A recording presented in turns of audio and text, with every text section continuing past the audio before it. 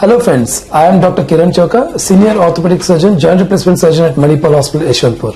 Today I'll just take you guys through the process, what happens when a patient gets admitted for the joint replacement surgery. At my center, we usually discharge the patient in 3 days if it is a single joint, or else 4 to 5 days at the end for both the knees if it is replaced. What happens is, at the time of admission, we get evaluation done before surgery. We get pre-anesthesia checkup, and once the patient is fit to undergo the surgery, we admit them the previous night so that the patient is comfortable the night, they'll have a good sleep.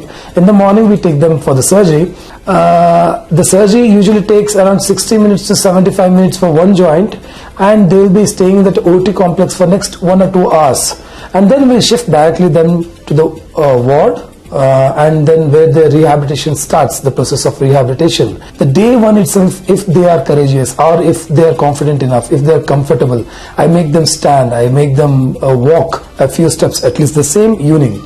Next day morning, they are absolutely made to walk with a support and with our physiotherapist help.